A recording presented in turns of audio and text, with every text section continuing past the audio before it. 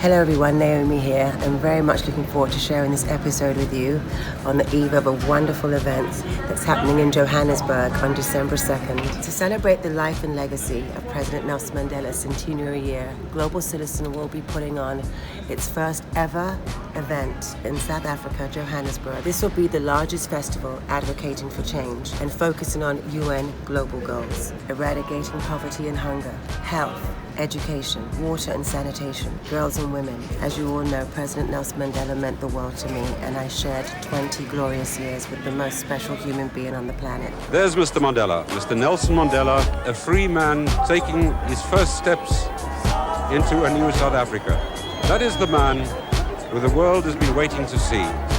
I'd heard about apartheid when I was growing up in England, but I didn't really know what it was about. I just knew there were certain things I couldn't do, certain things that were a no-go zone. And I was just blown away by what I heard and couldn't believe what had happened in this country. I met President Mandela, Madiba, Tata, that I called him, in 94. But I first saw him in 90. When he came out of jail after apartheid was abolished, Robert De Niro, Little Steven, and Eddie Murphy threw a welcome reception for him at the Tribeca Grill. When a black man makes a breakthrough and reaches the top of his field, you have no imagination whatsoever what that means in our own circumstances in South Africa. It for me meant, no matter what, I had to see this man. I just wanted to see Nelson Mandela, this man that had sacrificed so much of himself, walk through those doors. It was just like the sun had just gone into that deep sunset mode of warmth and brightness. It was incredible, incredible. I'll never forget it. Miss World 1994. It happened in 94. We were invited to South Africa, and we were also told we could bring a guest. Who I invited in the end was Herb Ritts. The story of the Africa book that he shot, the Herb Ritts Africa book, comes from staying on an extra 5 days after our trip.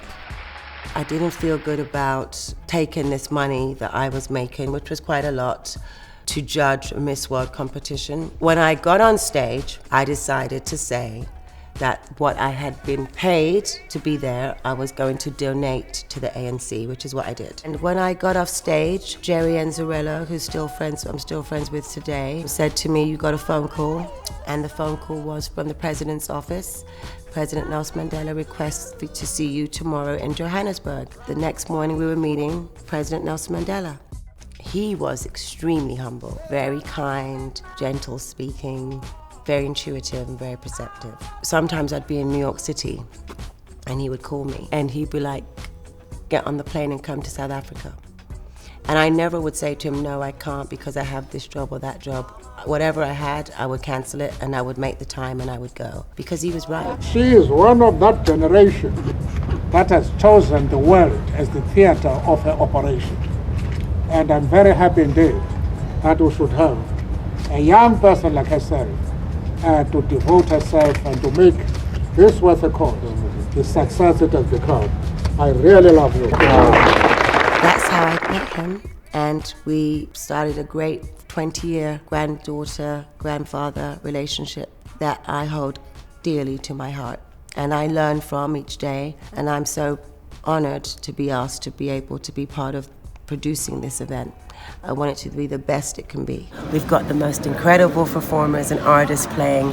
We've got Beyonce, Wizkid, Jay-Z, Ed Sheeran, Coldplay, Pharrell. Dave Chappelle is our host, and Trevor Noah. It's going to be an incredible event, and I hope you'll join us in celebrating the centenary year of President Nelson Mandela. Don't forget to subscribe to my YouTube channel, Being Naomi.